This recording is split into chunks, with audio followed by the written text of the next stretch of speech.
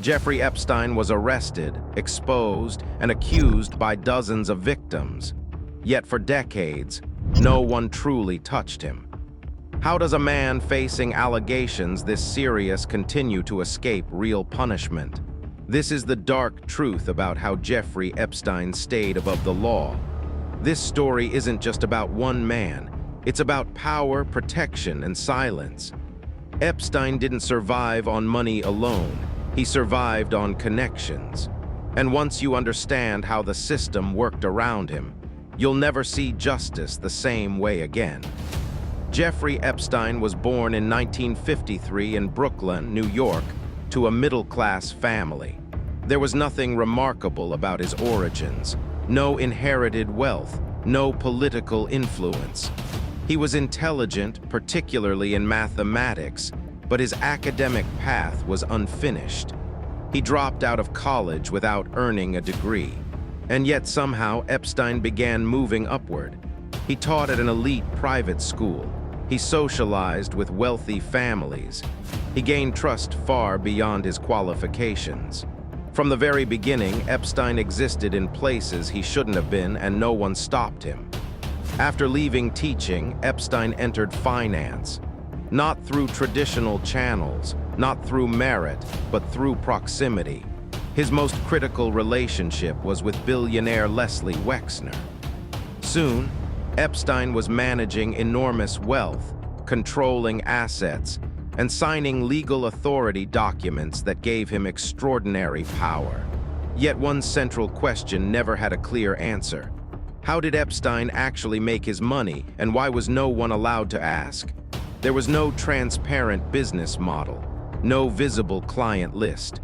Still, the money kept flowing. Money gave him reach, power gave him protection. Epstein built his world strategically. He surrounded himself with politicians, academics, royalty, and global institutions. He didn't need authority of his own. He borrowed it. Standing beside powerful people made him untouchable. Every connection became a shield, and the system responded accordingly. Not with scrutiny, but with avoidance. Because who would challenge a man connected to everyone?